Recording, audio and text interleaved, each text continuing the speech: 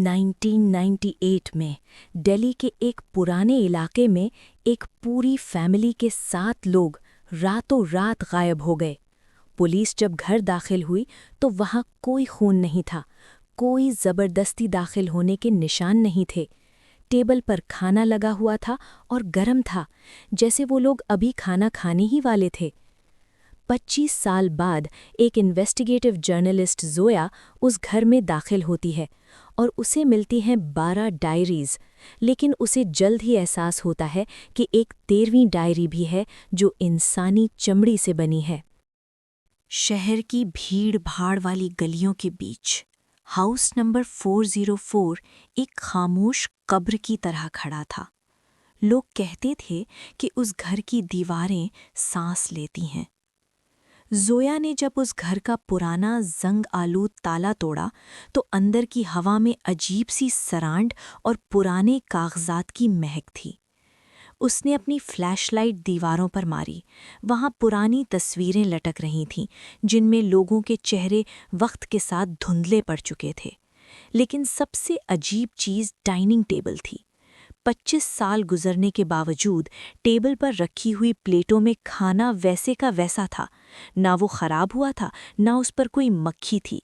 सालन का रंग बिल्कुल ताज़ा था, जैसे अभी अभी चूल्हे से उतारा गया हो। ज़ोया ने लरसती उंगलियों से प्लेट को छुआ। खाना गर्म था। ज़ोया को किचन से किसी के रोने की आवाज़ आई। जब वो वहाँ पहुंची तो वहाँ कोई नहीं था, लेकिन फ्रिज पर एक नोट लगा था।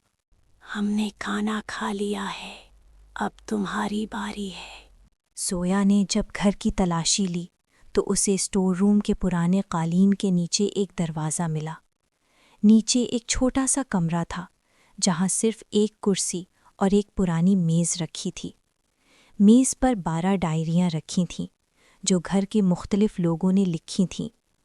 उसने पहली डायरी खोली। वो उस घर की सबसे छोटी बेटी सारा की थी।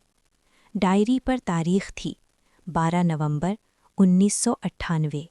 आज फिर से अब्बू दीवार से बातें कर रहे थे।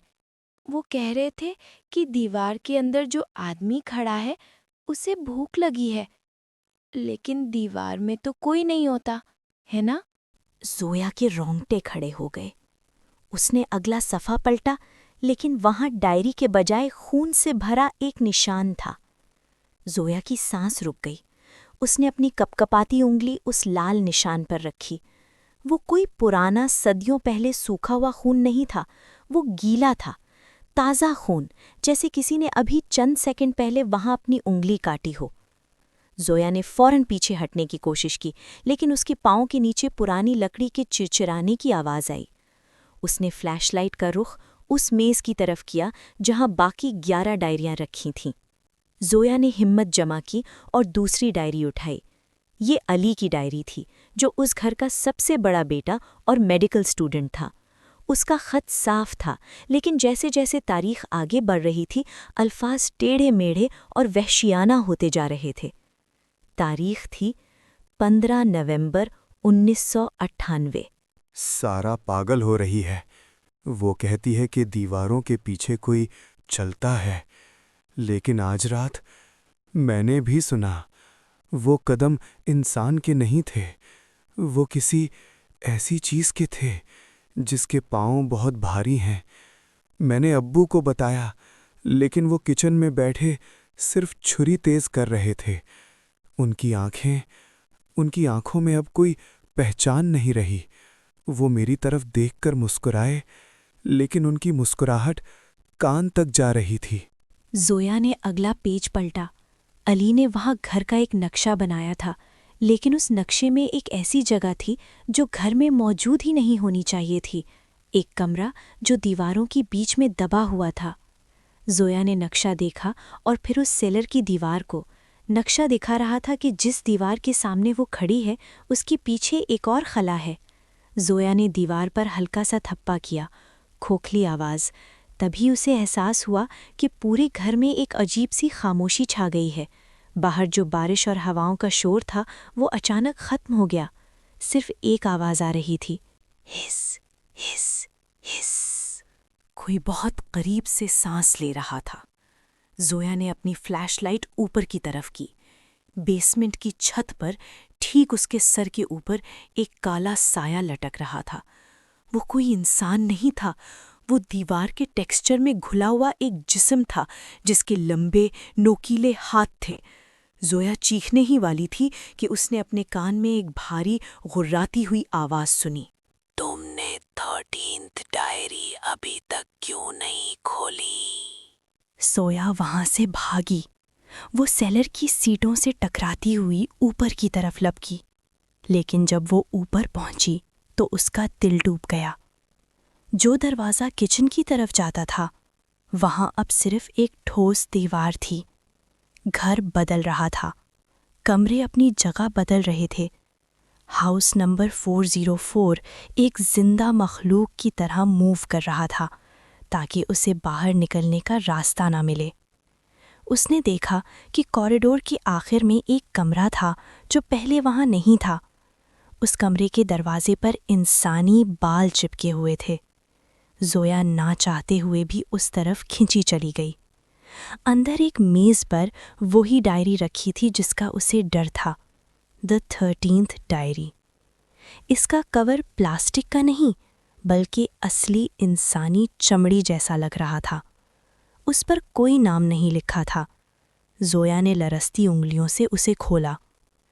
पहले पेज पर लिखा था, ये मेरी डायरी नहीं है, ये इस घर की डायरी है। आज वो दिन है, जोया अंदर आ चुकी है।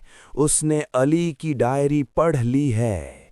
अब वक्त आ गया है कि वो हमारा हिस्सा बन जाए। जोया की आंखों में आंसू आ गए।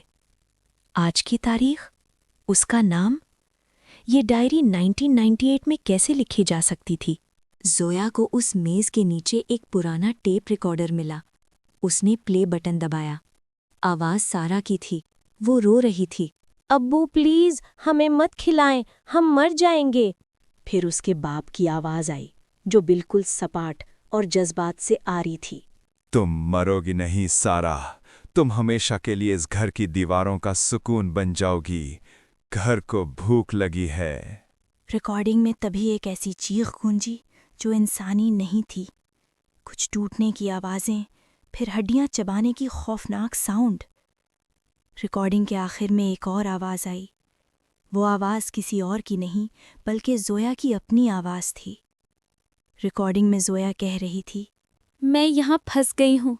अगर कोई ये सुन रहा है तो भाग जाओ। हाउस नंबर 404 जिंदा है। जोया का दिमाग घूम गया। उसने तो ये कभी रिकॉर्ड ही नहीं किया था। क्या वो वक्त के एक ऐसे चक्कर में फंस चुकी थी जहां ये सब पहले भी हो चुका था? जोया के हाथों से टेप रिकॉर्डर छूटकर फर्श पर गिर गया। उसका दिल उसके सीने से बाहर निकलने को बेचैन था। ये मुमकिन नहीं है, मैंने ये कभी नहीं कहा। मैं तो आज पहली बार इस घर में आई हूँ। वो चिल्लाई, लेकिन उसकी अपनी आवाज़ दीवारों से टकराकर वापस आई, लेकिन थोड़ी बदली हुई, जैसे दीवारें उसकी आवाज़ को चबा रही हों। तभी उसने महसूस किया कि उसके पाँव के नीचे का फर्श नरम हो रहा है। उसने नीचे देखा और उसकी चीख निकल गई। फर्श की पुरानी लकड़ी अब किसी जानदार की खाल की तरह नरम और गर्म थी। लेकिन जोया को ये सच जानने के लिए उस घर के और अंदर जाना था। उस वक्त जोया को अंदाज़ा भी नहीं था कि हाउस नंबर 404 सिर्फ एक घर नहीं बल्कि एक जाल है। आगे की कहानी जानने के लिए पार्ट 2 देखें।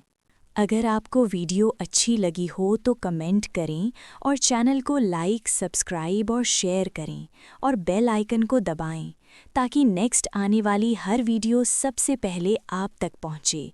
शुक्रिया।